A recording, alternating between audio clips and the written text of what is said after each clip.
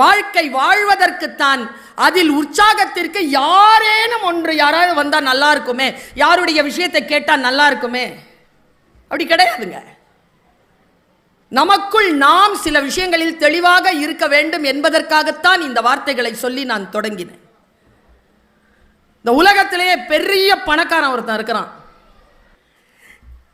கண்கள் இல்லாத தாய் பறவை தன் குஞ்சுகளின் வாசத்தை தொலைத்துவிட்டு அந்த கூட்டை தேடி அலைவதை பார்க்கிறேன். அதன் கூடு எங்கே இருக்கிறது என்று எனக்கு தெரியும். ஆனால் அந்த தாய்க்குருவிக்கு சொல்லக்கூடிய மொழி என்னிடத்தில் இல்லையே. நாங்க நடுங்கி போனங்க கலாப்பிரியா அவனுடைய இந்த வார்த்தையை பார்த்து. எனக்கு தெரியணுமே, அந்த மொழி தெரியணுமே, வழிபடுத்துறதுக்கான மொழி தெரியணுமே. அந்த பேச்சாளர் சொல்றார், ஜோக்கு தான். எனக்கு எலன் மாஸ் தந்த பதிலும் இந்த ஜோக்கையும் நான் ரிலேட் பண்ணி பார்த்தேன், புரிஞ்சிருச்சு எனக்கு. பாருங்க எப்படின்னு. 3 பேர் ஃப்ரெண்ட்ஸு வேலை செய்கிறாங்க ஒரு ஆஃபீஸில். ஒன்றா தான் சாப்பிடுவாங்க. 10 வருஷம் ஃப்ரெண்ட்ஸ். 10 வருஷமா 3 பேருடைய டிஃபன் பாக்ஸ்லையும் ஒரே டிஃபன் தான் வருது. ஒருத்தனுக்கு இட்லி வருது, ஒருத்தனுக்கு தயிர் சாதம் வருது, ஒருத்தனுக்கு சப்பாத்தி வருது. 10 வருஷமாக சாப்பிட்டு 3 பேரும் முடிவு பண்ணாங்க, நம்ம வீட்டில் இருக்கிற மனைவிமார்களுக்கு ஒரு சிட்டு எழுதி வைப்போம்டா. 10 நாள் டிஃபன் மாற்றலன்னு வச்சுக்க, இதுங்களுக்கு எதுக்குடா சம்பாரிச்சு கொடுக்கறது, மேலேருந்து குறிச்சிடுவோம்டா, எழுதுடா சூசைட் நோட்டாங்க. எழுதிட்டான்.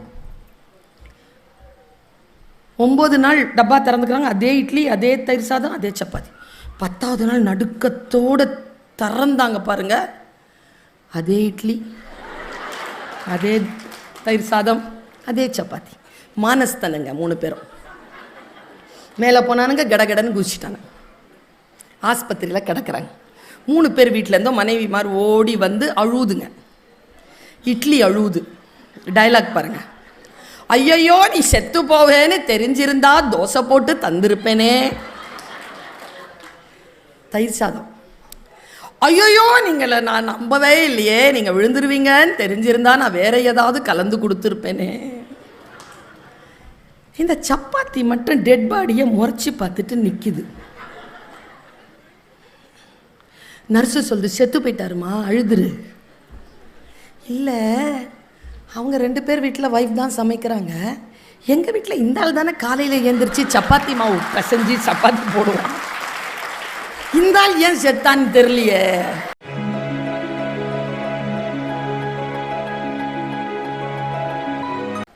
பேசிட்டு போனதுக்கு அப்புறமாவும் யார் ஒருவர் நமக்குள் பேசிக்கொண்டே இருக்கிறார்களோ அவர்கள் தான் நல்ல பேச்சாளர். நான் பேசிவிட்டு போனதற்கு பிறகும் உங்கள் மனதிலே பேசப்பட்டு கொண்டே இருக்க வேண்டும் என்கின்ற மாதிரியான சொற்களை நான் தேடுகிறேன். எப்பொழுதும் என்னை யார் சந்தித்தாலும் சொல்லுகின்ற வார்த்தை, மேடம் உங்க பேச்சுக்கு எங்க வீட்டில் இருக்கிறவங்க எல்லாம் ஃபேன். உங்க பேச்சை கேட்காம நாங்க தூங்குறதே இல்லை. என் ஒய்ஃபுக்கு உங்க பேச்சுன்னா ரொம்ப பிடிக்கும் மேடம். அந்த மாதிரி சொல்ற ஆம்பளைங்களுக்கு நான் சொல்றது என்ன தெரியுமா கவிஞர், என் பேச்சு உங்கள் ஒய்ஃபுக்கு ரொம்ப பிடிக்குமா, அது உங்களுக்கு ரொம்ப நல்லது. நீங்கள் என்ன மாற்றமெல்லாம் அவர்களிடத்தில் வந்து உங்களுடைய குடும்பத்தில் தீபம் ஏற்றப்பட வேண்டும் என்று நினைக்கிறீர்களோ அதையெல்லாம் நான் சொல்லிவிடுகிறேன். மேக்சிமம் அவங்க உங்களுக்கு ஃபார்வர்ட் பண்ணுவாங்க. அதே நோக்கம்தான் அவர்களுக்கும். அதனால் நீங்களும் கேட்டுக்கொள்ளுங்கள் என்று சொல்லுவேன். ஆனால் எல்லாரும் என்கிட்ட சொல்ற ஒரு வார்த்தை என்ன தெரியுமா, இதுலேருந்து ஆரம்பிக்கிறேன் நான் என் பேச்ச. எல்லாரும் சொல்றது என்னன்னா, மேடம் நல்ல உற்சாகமா இருக்கு மேடம் உங்க பேச்செல்லாம் கேட்கும்போது, ஆனா ஒன்லி 2 hours தான் மேடம் நிக்குது, சல்லுன்னு இறங்கிருது மேடம். பரமபதத்தில் பாம்புல இறங்கி கீழே போடுற மாதிரி உங்கள் உற்சாகமெல்லாம் வடிஞ்சு போயிருது மேடம். அதே உற்சாகத்தோடு நான் இருக்கணும்னா என்ன பண்ணுறதுன்னு சொல்லுங்கன்னு கேட்டாங்க. இங்கே மட்டும் இல்லை, எல்லா இடத்துலையும் கேட்குறாங்க. ஏன் உங்கள் மனசில் மட்டும் அந்த ஆற்றல் இல்லையா, அந்த கேள்வி இல்லையா? எல்லாம் தான் கேட்குறோம். இந்த ஒரே ஒரு நாள் வந்தது, ஜனவரி 1, நான் இன்றிலிருந்து அப்படின்னு ஆரம்பிச்சோமா, 5 நாள் தாங்குச்சா? பொங்கல் வரைக்கும் கூட தாங்கல. அப்போ மாபெரும் சபைதனில் நீங்கள் உங்களை நிலைநிறுத்திக் கொள்ள வேண்டும் என்றால், உங்கள் உள் சபையில் நீங்கள் நிலைநிறுத்திக் கொள்ள வேண்டும் என்றால், உங்கள் புறச் சபையில் நீங்கள் உங்களை முன்னிறுத்திக் கொள்ள வேண்டும் என்றால், எப்படி உங்களை ஒரு நிலையிலே நிறுத்துவது? எனக்கு என்ன ஆச்சுன்னா, போன மாதம் கொஞ்சம் வெளியில் போயிருந்தேன் சார், வெளிநாடு. ரொம்ப சூட்சமமாக சில வார்த்தைகள் சொல்லுவேன், புரிஞ்சுக்கணும் சரியா? இந்த என்ன படம் தெரில, வாகை சந்திரசேகர் ஐயா தான் அந்த டைலாக் சொல்லுவார், யாருக்கு புரிகிறதோ இல்லையோ சுபத்ரா உனக்கு கூடவா புரியவில்லை. ஒருதலை ராகமா? அப்போ அவர் வாகை சந்திரசேகர் இல்லை, அது நம்ம ஐயா. யாருக்கு புரிகிறதோ இல்லையோ சுபத்ரா உனக்கு கூடவா புரியவில்லை. இங்க இருக்கக்கூடிய எல்லோரையும் பார்த்து கேட்கிறேன், ஏனென்றால் நான் சபைக்கு பேசுகின்றவள் இல்லை, நான் தனி மனிதருக்கு பேசக்கூடியவள். உங்களை இருக்கக்கூடிய ஒவ்வொருத்தருக்கும் இந்த விஷயத்தை சொல்லிட்டு போறேன். வெளிநாடு போயிருந்தேன்னா பாருங்களேன், எப்படி கண்டுபிடிக்கிறேன் பாருங்க விஷயங்களை, எப்படி கண்டுபிடிக்கிறேன் பாருங்க விஷயங்களை. நான் நல்ல பிள்ளைங்க, எதை வச்சு சொல்றேன்றீங்களா? ரொம்ப கோபமா இருந்தேன்னா தூங்கிடுவேன்,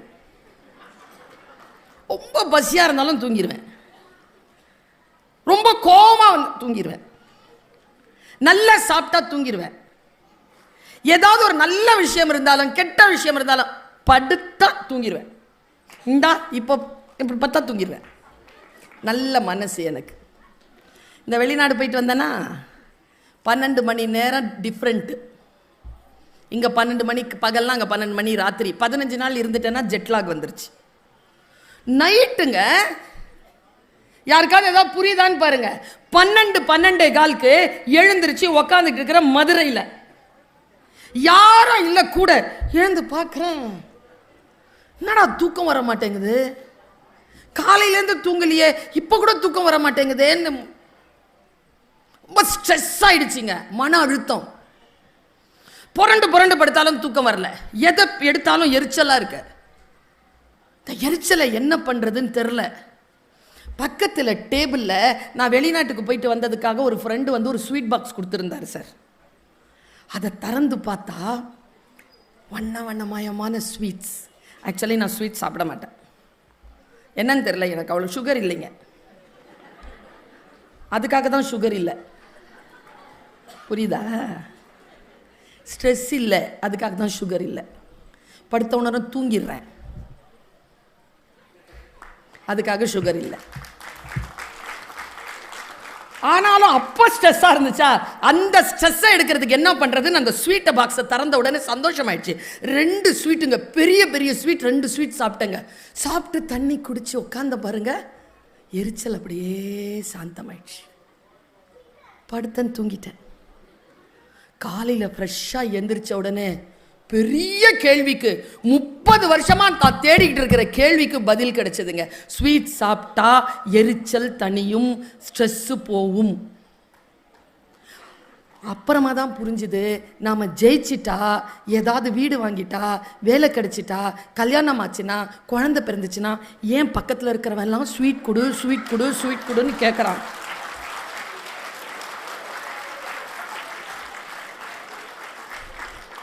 ஸ்ட்ரெஸ்ஸாக சுற்றிட்டு இருக்கிறாங்க. நம்மளை சுற்றிட்டு இருக்கிறது எல்லாம் ஸ்ட்ரெஸ்ஸாக சுற்றிட்டு இருக்கு. நீங்கள் என்ன பண்ணுங்க, இதோ இந்த வார்த்தையை சொல்கிறேன், இன்னைக்கு வாங்கி வச்சுக்கோங்க. உங்களை சுற்றி இருக்கிறவங்க நீங்கள் ஸ்ட்ரெஸ் ஆகுறாங்கன்னா நீங்கள் ஜெயிச்சிருக்கிறீங்கன்னு அர்த்தம். அவங்களுக்கு ஸ்வீட் கொடுத்துருங்க, சரியா? தோத்துட்டீங்கன்னு வச்சுக்கோங்க, நீங்கள் சாப்பிடுங்க. ஏன்னா ஸ்வீட் யார் சாப்பிட்றோமோ இல்லையோ அது முக்கியம் இல்லை சுபத்ரா, ஸ்ட்ரெஸ் இல்லாமல் இருக்க வேண்டும், அதுதான் முக்கியம் என்பதனை புரிந்து கொள்ளுங்கள். எனக்கு சில வார்த்தைகள் புரியுதா? புரிவதை நான் அடுத்ததாக சொல்கிறேனா? மேடையில் வந்த புதியவருக்கு வணக்கம். யாருன்னு தெரியல எனக்கு. ஐயா அந்த அளவுக்கு இருக்குதா? உனக்கு தெரியாத இருக்கிற வரைக்கும் எனக்கு நல்லதுங்கிறாரு. நிச்சயமா நிர்வாக அதிகாரியா இருக்கணும்.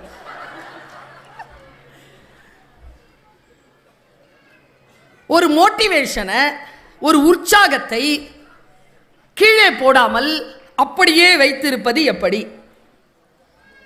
இது சார் எத்தனை பேரை சந்திச்சிருப்பாருன்னு எனக்கு தெரியல. கவிஞர், நான்லாம் எங்கள் காலேஜில் வேலை செய்யும்போது நல்லா ட்ரெஸ் பண்ணிவிட்டு நல்லா போவேன் சார். ஃப்ரெஷ்ஷாக 7:45க்கு ஸ்கார்பியோவில் போய் இறங்குவேன். அப்படி வானத்துலேருந்து இறங்குற பராசக்தி மாதிரி போய் இறங்கி கையெழுத்து போட்டு அப்படி கேபினில் போய் இப்படி உட்காந்துட்டு என்னுடைய அட்டெண்டன்ஸ், அது புக்கு கிக்கு எல்லாத்தையும் எடுத்து வச்சுக்கிட்டு ஃப்ரெஷ்ஷாக இப்படி நிமிர்ந்து பார்ப்பேன் பாருங்கள். என் கலீக் ஒருத்தவங்க உட்காந்துருப்பாங்க. அவங்க ரிட்டையர்ட் ஆகிட்டாங்க. இப்போ அவங்க என்கிட்ட கேட்பாங்க, என்ன பர்வீன் டல்லாக இருக்கிற? ஹே, நல்லா தான் இருக்கிறேன். வீட்டில் ஏதாவது பிரச்சனையா? சண்டை ஏதாவது போட்டு வந்தீங்களா? அந்த ஆள் தான் கொண்டு வந்து ட்ராப் பண்ணியிருப்பார். 2 மணிக்கு ஏதாவது டாலர் வாங்க போறியாம்மா, வாங்கி தரேன்னு சொல்லி போயிருப்பார். இந்த அம்மா சொல்லுது, சண்டையா? நான் நைட்லாம் தூங்கலையா? பிரச்சனையா? நான் என்ன சொல்கிறேன், முன்னால் இருக்கிற ஆட்கள் நம்மளை ரெடியாக வச்சுருப்பாங்க. நாம் எப்படி இந்த சூழ்நிலையில் சந்தோஷமாக இருக்கிறது, இதை சொல்லிட்டு போயிடுறேன். இதுதான் ரகசியமே. இதை புரிந்து கொள்வதுதான் ரகசியம். கிளாரான்னு ஒருத்தி, அவ யாருன்னா ரெட் கிராஸ் அமைப்பு இருக்குல்ல, அதை உருவாக்கியவள். 97 வயசு அவளுக்கு. பேரழகா இருப்பாளாம், அவ்வளோ அழகா இருப்பாங்களாம்.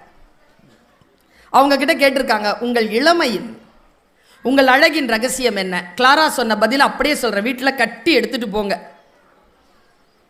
கிளாரா சொன்னாள், நான் துக்கங்களையும் துயரங்களையும் கவலைகளையும் என் மனதிலே தக்க வைப்பதில்லை. சொல்லிட்டாளா? அடுத்த துணை கேள்வி, மேடம் யாராவது அது உங்களுக்கு ஞாபகப்படுத்தினா? நான் அதை ஏற்கனவே மறந்து விட்டேன் என்பதனை நினைத்துக் கொள்கிறேன். கிளாராங்க, கிளியரா சொல்றா பாருங்க. நான் துக்கங்களையும் ஆபாசமான எண்ணங்களையும் ஆறாத ரணங்களையும் மனதிலே சுமப்பது இல்லை. வந்துருச்சா?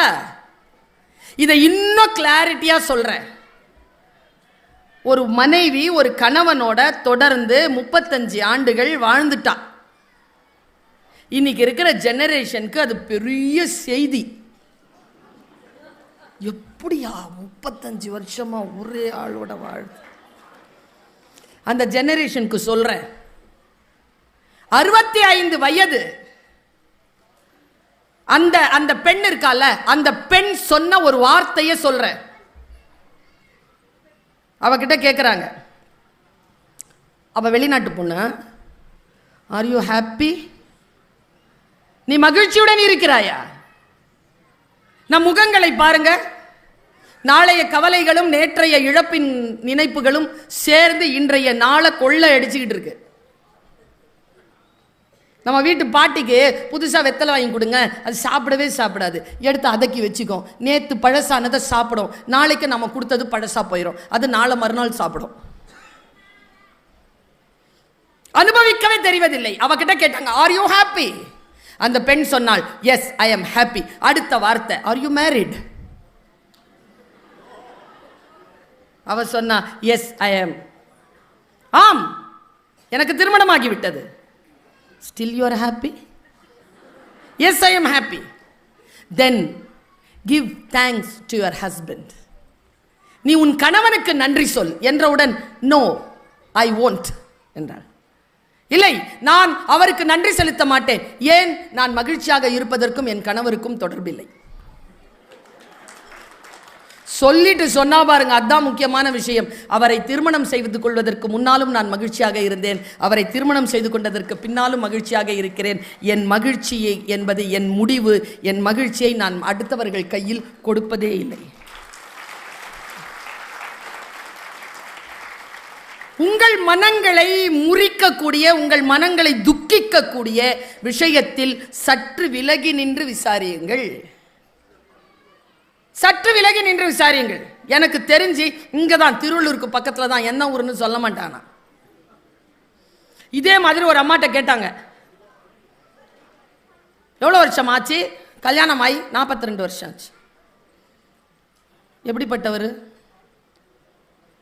இல்லை சொல்லுங்கள், உங்கள் வீட்டுக்காரரை பற்றி சொல்லுங்கள். நான் மொழி ஆசிரியை, 300 பக்கத்தில் கூட மொழிபெயர்க்க முடியாதபடிக்கு அந்த அம்மா ஒரு பதில் சொல்லிச்சு.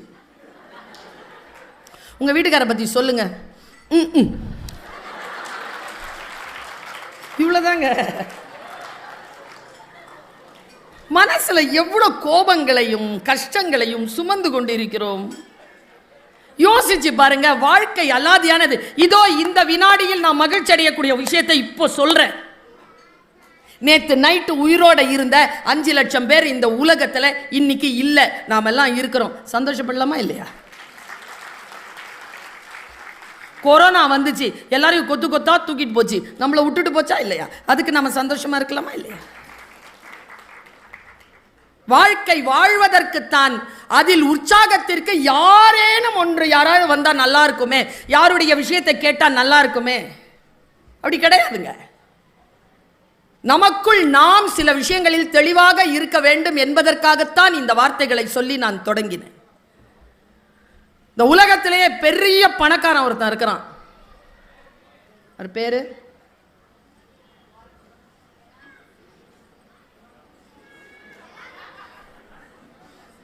எல்லாருக்கும் தெரியுது. எம்மங்கிட்ட அதிகமாக துட்டு இருக்குது. நானும் அதை சொன்ன உடனே அவ்வளோ பெரிய பணக்காரன், எங்கள் நாட்டிலேயும் தான் எத்தனையோ பேர் இருக்கிறாங்க, நான் உலகத்தில் பெரிய பணக்காரன், அவன் பணம் சொத்து எவ்வளோ மதிப்புன்னு பார்த்தா திக்குன்னு இருந்துச்சு. 56 லட்சம் கோடி. ஏங்க 56 லட்சம் கோடிங்க ஒருத்தன் வச்சிருக்கிறாரு. நான் ஒன்று சொல்கிறேன் பாருங்க. கவிஞர், நிர்வாக அதிகாரிகள் உட்கார்ந்து இருக்கிறாங்க, அமைப்பாளர்கள் உட்கார்ந்துருக்காங்க, படைப்பாளர்கள் இருக்கிறாங்க, பேச்சாளர் இருக்கிறேன், பேராசிரியர் இருக்கிறேன். வாழ்க்கையில் சிலவற்றை சாதித்தவர்கள் தங்கள் ரகசியங்களை சொல்லுகின்ற பொழுது அதை மெதுவான வார்த்தைகள் என்று நினைத்து கடந்து போகாதீர்கள். நிதானமாக அதை உள்வாங்கிக் கொள்ளுங்கள். எனக்கு தெரிஞ்சு கம்பராமாயணத்தையும் சங்க இலக்கியங்களையும் வள்ளுவத்தையும் பக்தி இலக்கியங்களையும் சிற்றிலக்கியங்களையும் வாசிக்காமல் நவீன இலக்கியங்களில் புதுமைகள் படைப்பது கஷ்டம். ஏன் தெரியுமா? இன்றிலிருந்து 3000-4000 ஆண்டுகளுக்கு முன்னாலேயே மிகப்பெரிய சிந்தனையாளர்களை கொண்டிருந்த சமூகம் நம் சமூகம். என்கிட்ட கேட்டாங்க ஒருத்தங்க, எங்க அப்போவே நினைச்சிருக்கிறாங்கன்னா, ஏன் அப்போ இருந்தவன்லாம் புத்திசாலி இல்லையா? உனக்கு தான் புதுசாக வந்துருச்சா புத்தி? உங்கள் தாத்தாவுக்கு அறிவு இல்லையா? உனக்கு மட்டும்தான் வந்துச்சா புதுசா? எனக்கு தெரிஞ்சு இந்த சமூகத்தை போல அறிவை அடகு வைத்த சமூகம் இதற்கு முன்னாலும் இல்லை, இதற்கு பின்னால் வரப்போகிறதா என்று எனக்கு தெரியாது. சுய அறிவோடு சுயம்போடு இருந்தவர்கள். அந்த எலன் மாஸ்க் உட்கார்ந்து இருக்காருங்க, ஒரு இன்டர்வியூ. நான் எப்பவுமே என்ன பண்ணுவேன்னா, வெற்றியாளர்கள் இருக்காங்கல்ல, சாதனையாளர்கள் இருக்காங்கல்ல, அவங்களுடைய வார்த்தைகளை கொஞ்சம் கவனிப்பேன். ஏன்னா அத்தனை பேரும் உண்மை சொல்லிட மாட்டாங்க. சில பேர் பேரன்பின் பெருவாகத்தில் அப்படி சொல்லிவிடுவாங்க. அதை அப்படியே கேட்ச் பண்ணிக்கணும். எலன் மாஸ்க் சொன்ன ஒரு பதில் எனக்கு ரொம்ப பிடிச்சது. அவர்கிட்ட கேள்வி கேட்குறாங்க, நீங்கள் ஒரு இலக்கை நிர்ணயிக்கிறீர்கள். இந்த சார் சொன்னார், 2 நாள் தான் வச்சுருந்தாராம் ஏதோ ஒரு ரெசல்யூஷன். 31ஆம் தேதி நைட்டு வச்சுருந்துருக்காரா, 2ஆம் தேதி சாயந்தரம் முடிச்சுக்கிட்டார். சார் சொன்னார். இப்போ நான் என்ன சொல்கிறேன், ஒரு இலக்கை வைக்கிறீர்கள், அந்த இலக்கை அடைவதற்கு உங்களை எப்படி நீங்கள் நிறுத்திக் கொள்வது, நிலைநிறுத்திக் கொள்வது, எதை வைத்துக்கொண்டு நீங்கள் அந்த இலக்கை அடைகிறீர்கள், அந்த ஃபார்முலா சொல்லுங்கன்னு கேட்குறாங்க. சொல்லிடுவோமா? தன் வெற்றிகளையும் தோல்விகளையும் பிரம்மாண்டப்படுத்தி வஞ்சிக்கக்கூடிய வஞ்சக உலகத்தில் வெற்றிகளை அவ்வளவு எளிதாக சொல்லிவிடுவார்களா என்ன? பாம்பு கடிக்கு மருந்து சொல்ற பாட்டிக்கு பாம்பு கடிச்சிருச்சு. சாவர பாட்டிக்கிட்ட கேட்குறாங்க, என்ன பாட்டி ஆச்சு, நீ பாம்பு கடிச்சிருச்சு. என்ன பாம்பு பாட்டி? கட்டுவீரி. மருந்து சொல்லு பாட்டி. அது ரகசியம் சொல்லிட்டு செத்துருச்சு பாட்டி. செத்தாலும் சாவேனே தவிர என் ரகசியத்தை சொல்ல மாட்டேன் என்று சொல்லுகின்ற உலகத்தில் பெரிய கேள்வி ஒன்று, உன் இலக்கை அடைவதற்கு உன்னை நீ எந்த அளவிற்கு உற்சாகப்படுத்திக் கொள்கிறாய்? அந்த ரகசியத்தை சொல். கேள்வி கேட்கிறாங்க, ஒருத்தன் கிளியரா கேட்கிறான். டார்க் ப்ளூ நினைக்கிற, கொஞ்சம் பிளாக்கிஷா தெரியுது, ரெட் டை ஒயிட் ஷர்ட் போட்டு அப்படி உட்கார்ந்துருக்கான் எலன் மாஸ்க். நீங்க யூடியூப்ல போய் பாருங்க, இருக்கு. அவரிடத்தில் கேட்கப்பட்ட கேள்விக்கு அவர் தந்த பதிலை வீட்டிற்கு எடுத்து செல்லுங்கள். முடிஞ்சா அப்ளை பண்ணிக்கோங்க. ஒன்றும் இல்லைங்க, வாழ்க்கையில் எந்த இலக்கை வேண்டுமானாலும் அடையலாம். ஃபார்முலா தான். யாரையும் பார்த்து வியக்காதீங்க. அவங்க ஏன் அப்படி வளர்ந்துருக்காங்கங்கிறத மட்டும் புரிஞ்சுக்கோங்க. ஃபார்முலா தான். ஃபார்முலாவை புரிஞ்சுக்கிட்டீங்கன்னா, நீங்கள் அதுக்காக பிறந்திருந்தீங்கன்னா அந்த ஃபார்முலாவை அப்ளை பண்ணீங்கன்னா நீங்கள் வந்துடலாம். அவன் சொல்கிற பதில் தாங்க சூப்பர் பதில். உங்கள் இலக்கை அடைய நீங்கள் எப்படியெல்லாம் உங்களை உற்சாகப்படுத்திக் கொள்கிறீர்கள் என்பதனை சொல்லுங்கள் என்றவுடன் அவர் சொன்னார், அந்த ஃபார்முலாவை சொல்லுங்கள். உடனே எலன் மாஸ்க் சொன்னார், நீங்கள் கேட்ட கேள்வி எனக்கு புரியவில்லை. ஹே, தெளிவாக தானே கேட்குறேன். நீங்கள் கேட்ட கேள்வி எனக்கு புரியவில்லை. அவர் அவ்வளோ ஃபோர்ஸா சொல்லும் போது எனக்கு புரிஞ்சிருச்சுங்க. அந்த எனக்கு புரிஞ்சிருச்சு இல்ல, அதை நான் சொல்றேன். எனக்கு ஏன் புரிஞ்சுது? ஏன் சொல்லாத பக்கங்களில் இருக்கக்கூடிய அந்த வார்த்தைகளை எல்லாம் கவிஞருக்கு புரியுது? தொடர் வாசிப்பு. தொடர்ந்து வாசிச்சுக்கிட்டே இருந்தீங்கன்னு வச்சுக்கோங்க, புரியும். இதை பார்த்துக்கிட்டே இருந்தீங்கன்னு வச்சுக்கோங்க, இருக்கிறதும் போயிடும். ஒரு 6 வயசு குழந்தை என்கிட்ட வந்து கேட்குது, கவிஞர் மேடம் நான் உங்க ரசிகை, ஒரு செல்ஃபி எடுத்துக்கவா? அந்த குழந்தைக்காக நான் கவலைப்படுகிறேன். ஏனென்றால் அந்த கையில் ஃபோன் வச்சிருக்கா. என்ன மட்டுமா பாப்பா? இந்த கவலை எனக்கு வருகிறது, ஏனென்றால் நான் ஆசிரியை. எனக்கு வருகிறது ஏனென்றால் நான் தாய். எனக்கு வருகிறது ஏனென்றால் நான் இந்த சமூகத்தில் பொறுப்புடன் இருக்க வேண்டும் என்று பயணப்பட்டு கொண்டிருக்கக்கூடிய ஒரு பெண்.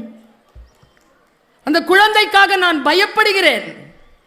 பாருங்க, நீங்கள் சொன்னது எனக்கு புரியவில்லைன்னு அவர் சொல்லிட்டு அதுக்கு அவர் ஒரு பதில் கொடுத்தாருங்க. அதாங்க அந்த ஆளு பதில் கொடுத்தாரு. அவர் என்ன சொன்னார் தெரியுமா? உன்னுடைய கோல் நீ ஃபிக்ஸ் பண்ணல, அந்த கோல் தானே உனக்கு மோட்டிவேஷன். அந்த கோல் அடையிறதுக்கு உனக்கு எதுக்கு மோட்டிவேஷன்? இப்போ நான் ஒன்றை ஃபிக்ஸ் பண்ணிட்டேங்க. மாபெரும் சபைதனில்ங்கிற ஒரு தலைப்பில் நான் பேசணுன்றதை நான் ஃபிக்ஸ் பண்ணிட்டேங்க. எனக்கு எதுக்குங்க மோட்டிவேஷன்? சுதானா காலையிலேயே எந்திரி, இந்த புக்கெல்லாம் படி, புதுசாக ஏதாவது சொல்லு அப்படின்னு யாராவது என்கிட்ட சொல்லிட்டே இருக்கணுமா? நான் தான் எந்திரிக்கணும். உங்களுக்கு இப்பவும் புரியல, புரிகிற மாதிரி சொல்கிறேன், நல்லா புரிகிற மாதிரி சொல்கிறேன். ஒரு பட்டிமன்றத்தில் ஒரு பேச்சாளர் ஒரு ஜோக் சொன்னார். நான் சொன்னேன்ல, வாசிப்பு பழக்கம் இருந்தால் ஜோக்கு கூட சரியான திசையில் புரியும். திட்டு இருக்குல்ல, அது கூட சரியான திசையில் புரியும். பேசாத நாங்க என்ன பார்த்து கெமிஸ்ட்ரி டீச்சர், ஏன்னா நான் கிளாஸ்ல பேசிட்டு இருந்தேன். எங்க பேசணுமா அங்க பேசு, எங்க பேசக்கூடாது அங்க பேசாத, உட்காரு அப்படின்னாங்க. உட்கார்ந்துட்டேன், புரிஞ்சுக்கிட்டேன். அங்க பேசுறத நிறுத்தினேன்.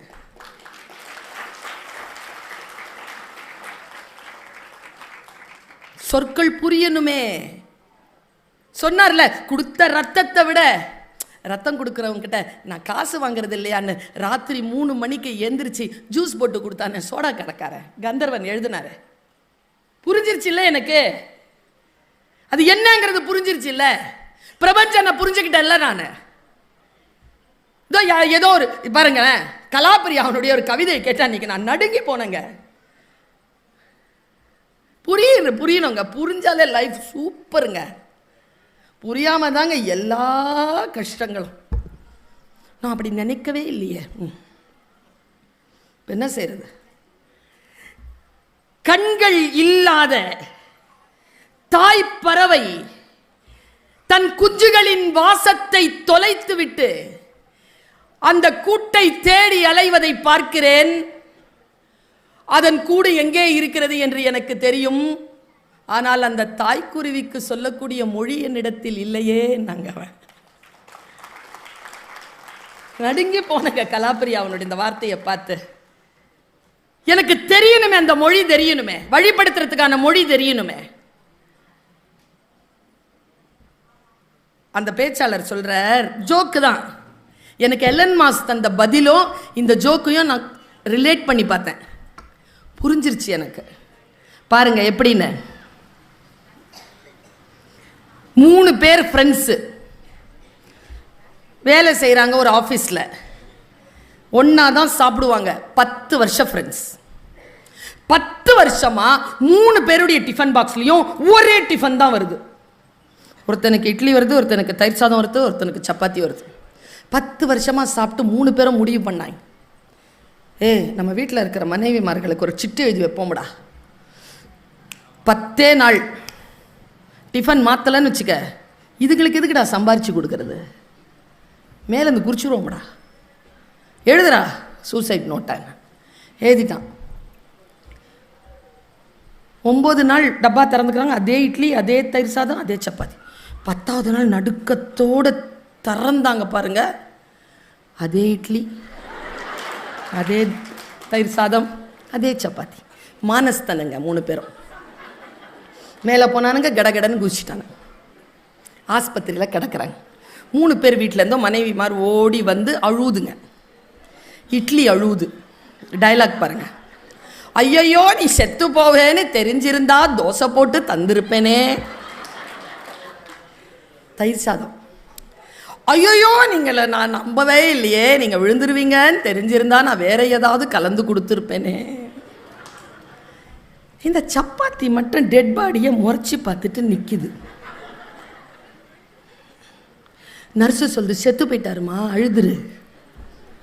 இல்லை, அவங்க 2 பேர் வீட்டில் ஒய்ஃப் தான் சமைக்கிறாங்க, எங்கள் வீட்டில் இந்த ஆள் தானே காலையில் எழுந்திரிச்சு சப்பாத்தி மாவு பிசைஞ்சு சப்பாத்தி போடுவான், இந்த ஆள் ஏன் செத்தான்னு தெரியலையே.